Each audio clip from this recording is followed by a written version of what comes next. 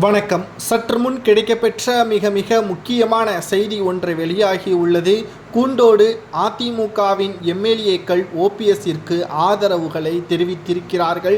இனியும் ஏமாற நாங்கள் தயாராக இல்லை.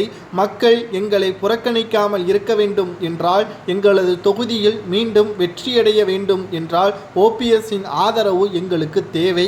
எடப்பாடியை நம்பி நாங்கள் இனி எந்த ஒரு களத்திலும் இறங்க மாட்டோம். மக்களவை தேர்தலில் நாங்கள் பட்டது போதும் என்பதற்கேற்ப அதிமுகவின் எம்எல்ஏக்களும் தென் மாவட்ட நிர்வாகிகளும் கூண்டோடு எடப்பாடிக்கு எதிராக செயல்படக்கூடிய வீடியோ சமூக வலைதளங்களில் வைரலாக பரவி வருகிறது.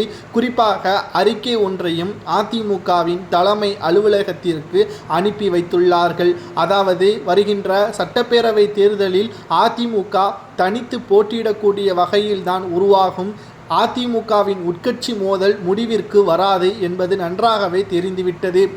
மேலும் டிசம்பர் 15ஆம் தேதி நடக்கக்கூடிய செயற்குழு கூட்டமானது எடப்பாடியின் பதவியை பாதுகாக்கக்கூடிய வகையில்தான் அமையுமே தவிர உட்கட்சி மோதலின் தீர்மானமாக அதற்கு ஒரு தீர்வு கொண்டு வரப்படாது என்ற ஒரு தகவலும் வெளியான நிலையில்தான் இந்த முடிவை அதிமுகவின் நிர்வாகிகள் எடுத்திருக்கிறார்கள். சொன்னபடியே எடப்பாடி செய்தாரா?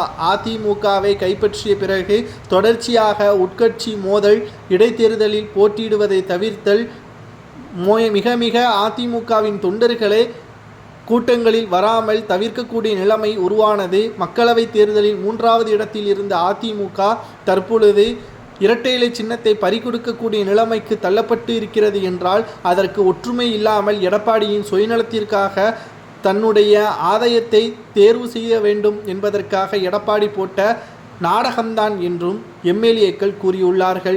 மீண்டும் 2026 சட்டமன்ற தேர்தலில் தற்பொழுது இருக்கக்கூடிய எம்எல்ஏக்களை போட்டியிட்டால் அதிமுகவின் தொண்டர்கள் 2-3 அணிகளாக இருக்கக்கூடிய காரணத்தினால் எப்படி எங்களுக்கு ஓட்டுக்களை செலுத்துவார்கள், பொதுமக்களிடம் எப்படி பிரச்சாரத்தை மேற்கொள்ள வேண்டும் என்ற பல்வேறு குழப்பங்களும் நீடிக்கிறது. நீதிமன்றமும் இரட்டை இலை சின்னத்தில் ஓபிஎஸ்ஸிற்கு உரிமை இருக்கிறது என்று தெரிவித்திருக்கக்கூடிய காரணத்தினால் அதிமுக நிலை குலைந்து விடக்கூடாது என்பதற்காக ஓபிஎஸ் அவர்களுக்கு ஆதரவுகளை நாங்கள் தெரிவிக்கிறோம். அதிமுகவில் ஓபிஎஸ் அவர்கள் டிசம்பர் 15ஆம் தேதி செயற்குழு கூட்டத்தில் இணைக்கவில்லை என்றால் நிச்சயம் நாங்கள் கூண்டோடு ஓபிஎஸ்ஸிற்கு ஆதரவுகளை தெரிவிப்போம் என்று சட்டமன்ற உறுப்பினர்கள், அதிமுகவை சார்ந்த 24 நபர்களும், மாவட்ட செயலாளர்கள் 15 நபர்களும் தெரிவித்திருக்கிறார்கள். இதனால் அதிமுகவில் பரபரப்பு ஏற்பட்டுள்ளது. இதை பற்றி உங்களது கருத்துக்களை மறக்காமல் கமெண்ட் வாயிலாக கூறுங்கள். நன்றி, வணக்கம்.